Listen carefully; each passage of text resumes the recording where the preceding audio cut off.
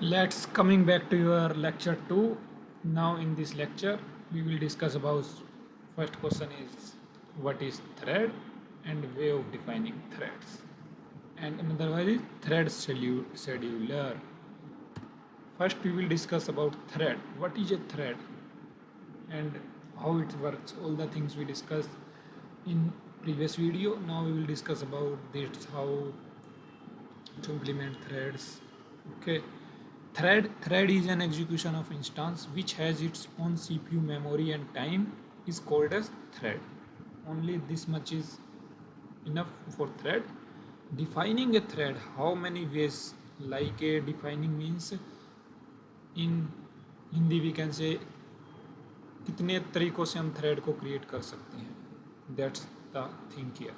Defining a thread like by extending thread class by implementing runnable interface two ways. Now in this video I'm going to discuss about by extending thread class. In this video we will discuss about by extending thread class, and also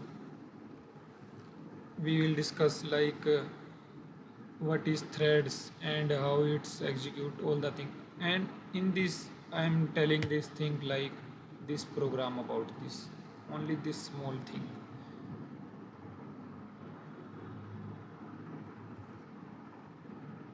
See, here we have this code. In this code the job of thread, what is job of thread I am telling here.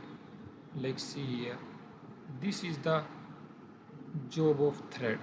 What is this job of thread?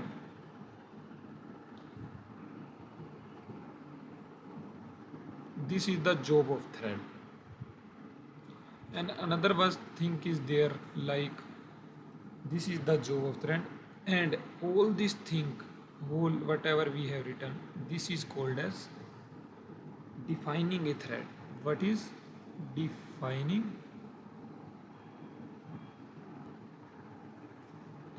a thread? This is a defining a thread. And here you will see like by extending a thread class we are doing this, by extending a thread class. So this is the definition and defining the threads we told, and the job of threads what it will do, and this is the method run we will discuss later. This is the thread method. Okay, now what I am going to tell here like why we are in this. I will discuss about first case like thread scheduler. In this we will going to see one example. Like see here, in this example we have implemented one thread. Simple, this is the definition of thread, this is the job of thread, and we are running using a thread class here, and t.start is a method, and this is the another job. And here we will see this job done by the main thread, and this is job done by the child thread. Whatever we are starting here, this thread is t.start is responsible for creating the child thread. Now we will see the output. See, main thread, child thread, main thread, child thread is coming. First main thread completing. Now we will run again and again. You will see its order of child and main thread. After running 10 to 12 times, you will see here, you will see change. Like in the execution of thread here, you will see change. But here also one thing is important, like if there is no dependency, then we should not go for threading. We should not go for threading.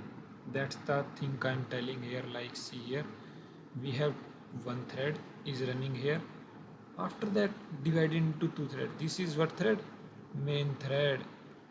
First execution start in main thread. See here, I'm talking about this one thing. Okay.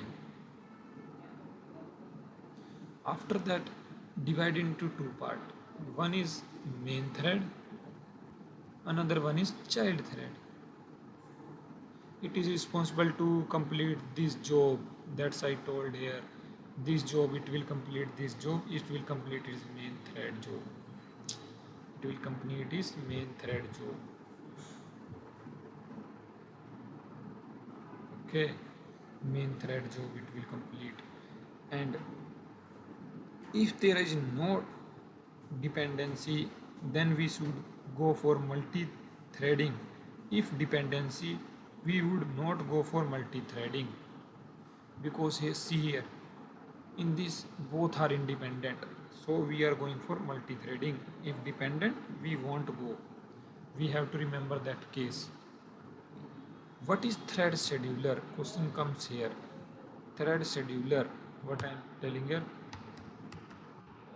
thread scheduler, whatever there is main thread, all are executing. We can't predict that things. Okay, it is a part of JVM. What is thread scheduler? It is a part of JVM. It is a part of JVM. It is responsible to schedule threads. It is responsible to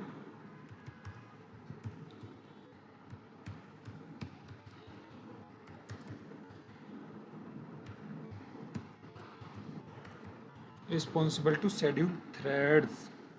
That is meaning. What is the meaning? If multiple threads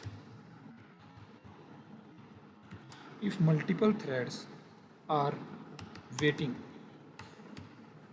now we have created only one thread. If we multiple threads are waiting to get a thread, to get a, oh, which thread will get the chance to get a chance of execution, to get a chance of execution, to get a chance of execution, get a chance of execution, then in which order thread will be execute. If decide, this is decided by the thread scheduler. If it is a part of JVM, it responsible to schedule thread. That is, if multiple threads are waiting to get a chance of execution, it's decided by the thread scheduler.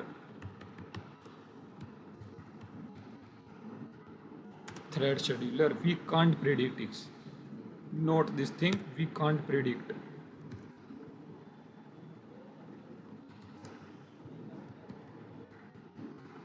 We can't predict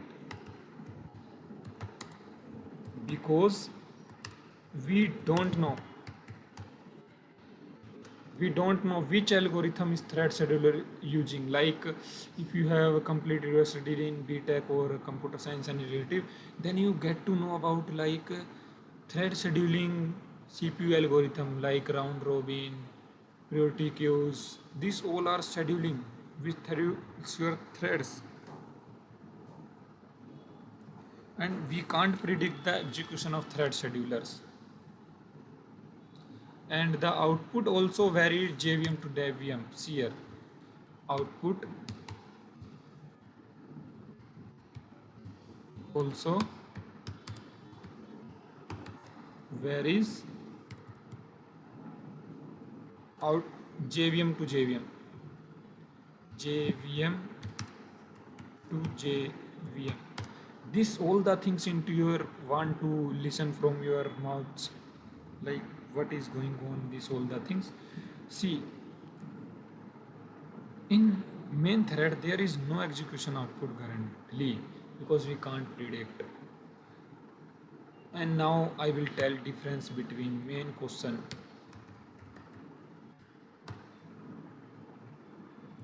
difference between T dot start and T dot run.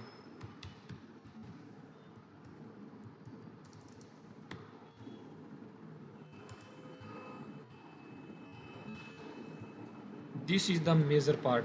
Every student stuck here because they don't know how to use these things all. So how we will decide that thing? Execution of the thread we will see here how it's. Now I'm going to tell you all these things as private. See here, I will use this run here. See what will be happen here. Any error or anything else? See, no error. But child thread is first executing. Why? It's calling as a main note. After main is coming, first child is coming, then main is coming. But previously what we see in the case of t dot start, main is first coming, then child is coming. See, that's the reason. First main coming, then child is coming. Now in run, it's calling like as a normal method.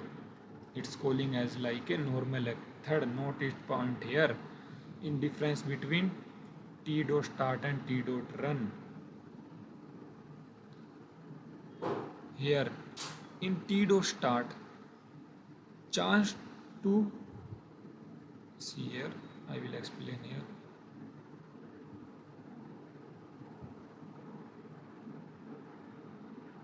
In t dot start what is going on and what is going on here. T dot start and t dot run. Difference first, it creates a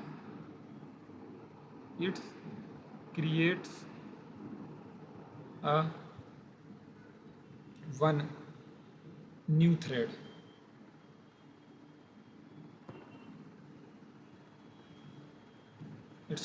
It's not creating any new thread, just and running like a normal method.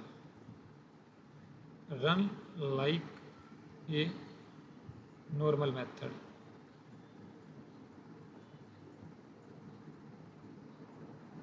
That's the biggest difference. Drew will ask who is creating thread, then you have to tell t dot start creates a new thread, but t dot run not creates a new thread. That's the major difference. And we will run this 10 times and 12 times. Output will be changed, maybe execution change, execution order, and here execution order same.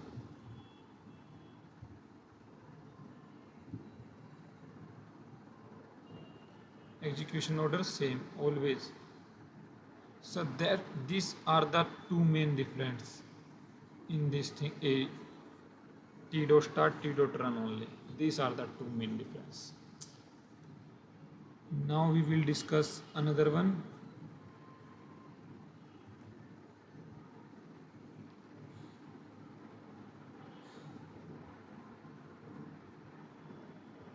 See, we discussed now t dot run and t dot thread. If we replace t dot run with t dot thread, what will be happen?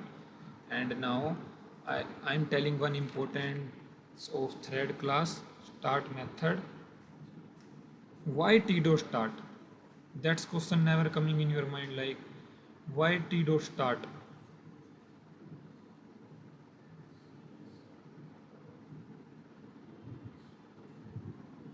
Think and tell why t dot start.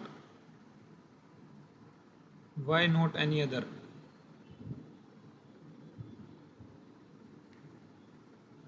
For running a thread, why? See here, I'm telling one student is there, child is there for taking admission in a school. Okay, school. There are some formalities, like first is document, second one is like age. Okay, these are the credentials that defines inside the start method. Before completing this, no one is can execute. and I will tell all the three important point of thread. Why TDO start? See, first important point is this. Register this thread with thread scheduler. Registering a thread with thread scheduler.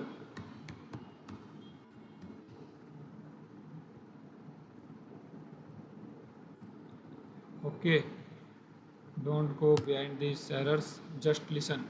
Registering a thread with a thread scheduler. Second important point, performing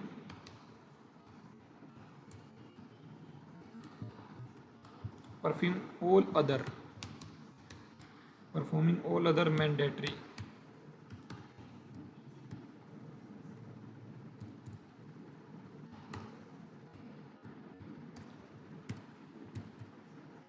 performing all other mandatory activities.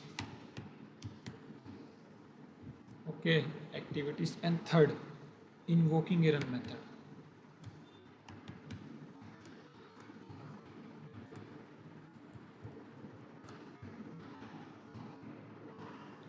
Invoking a run method. And also one important part, it's called as t dot start. T dot start is a heart of multi-threading.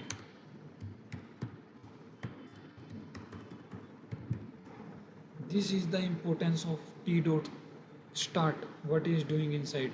Registering a thread in the thread scheduler, performing other mandatory tasks, invoking a run method. T dot are a heart of multi-threading. All the things are performed by T dot start method only. That's the reason we taken that T dot start method. All necessary thing that students is like document, all thing is completed by T dot start only. Now I will tell overriding of run method is possible. Think and tell, like overriding of run method. Overriding of run method is possible. Think and tell. Yes, it is possible. It's possible. I will do right now in practically way. See here. This is the one run method, and again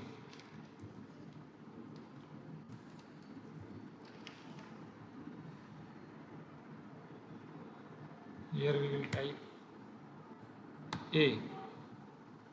Here we will take B. See here.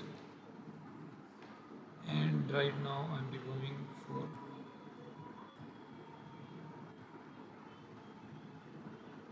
I am removing this for loop. See here. This method is overridden here. Run method. Now we will discuss, let's which one will get execute first. Let's think which one will get execute first. If I will run this t dot start, see,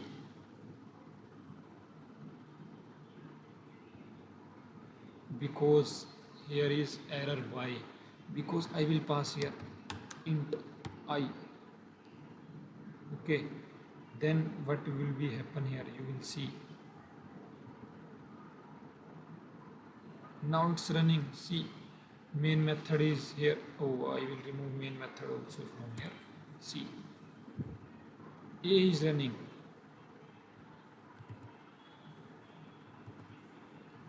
Why A is running? Because t dot run method always, t dot start method always accepts no arg method. No arg method always accepts no arg method. Okay, always accepts no arg method t dot start.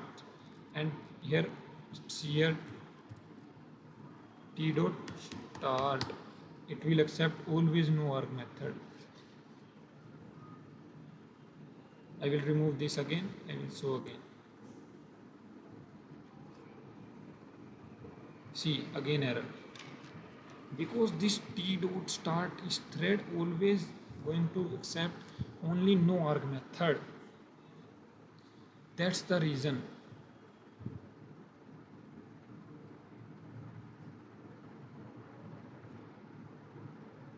Always calls no arg method.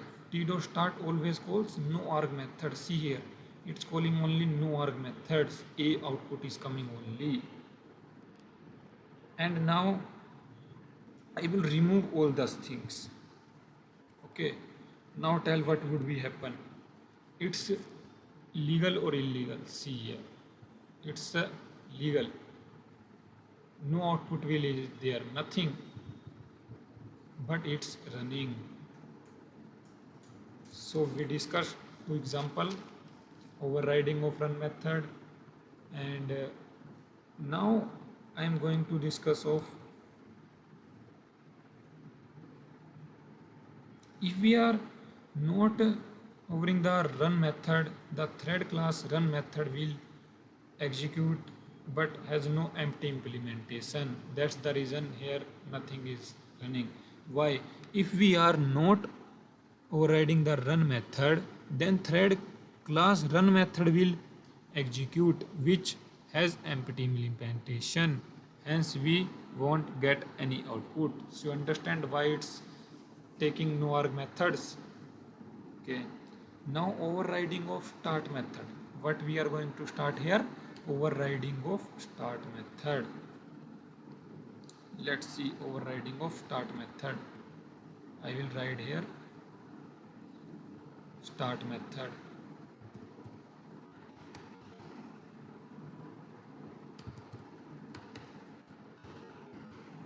Start method here. Okay. Now see here what would be happen. Only a, because this also is accepting that like a run method, but we taken as start, but taking as no arg. But one thing is different here. I will write here.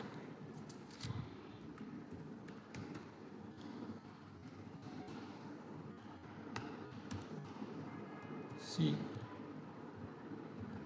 DDD. I will write.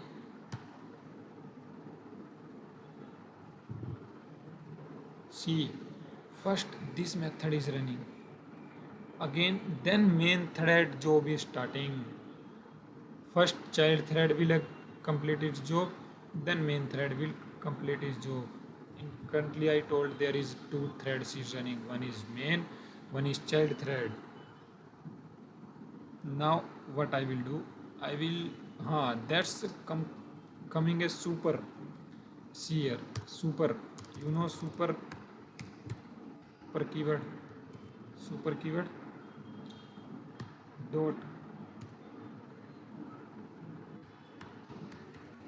super dot start. Okay. Now we will see what is happening. Now what the output will come.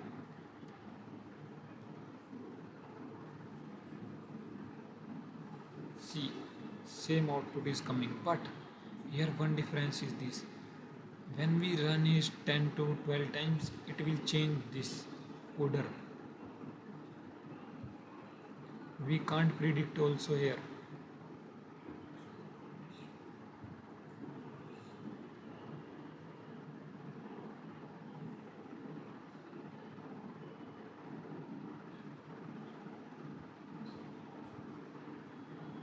I don't know why in online compiler it's not changing, but it will change order. Like B will first come, A will next second come.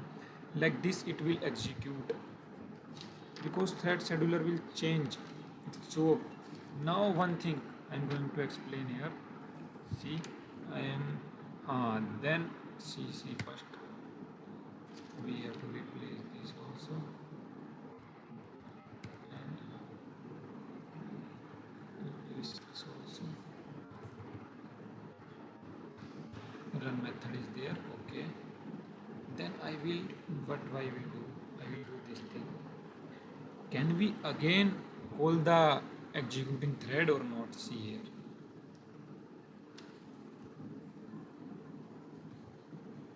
All the doubt will clear from this video, don't worry. See here. See, illegal start exception, thread state exception is coming here. See, now I will tell why this exception is there. 2 seconds.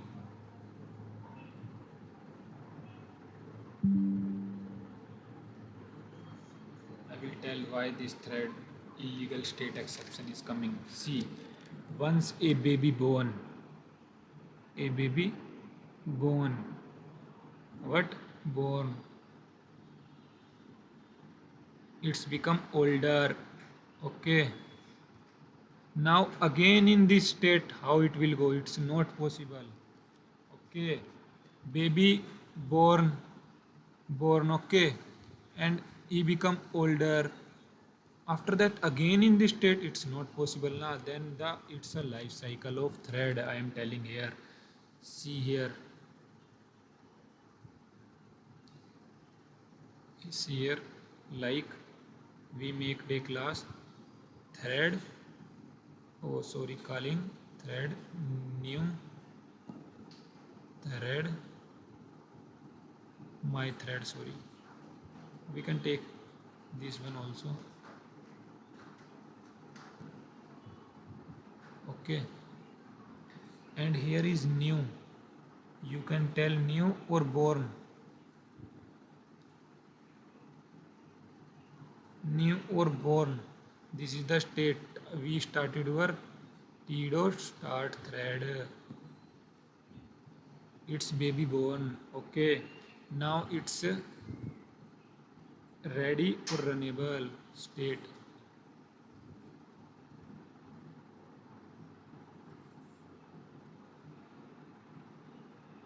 Ready or runnable.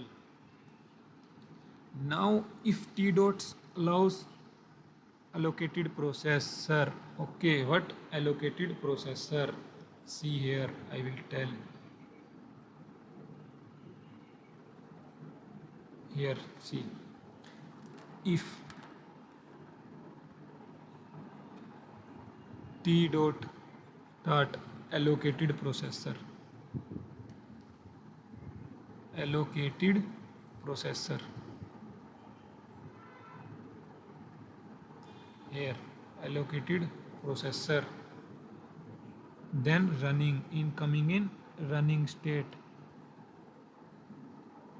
Okay, then coming in running state, then run method will call. If run method is called,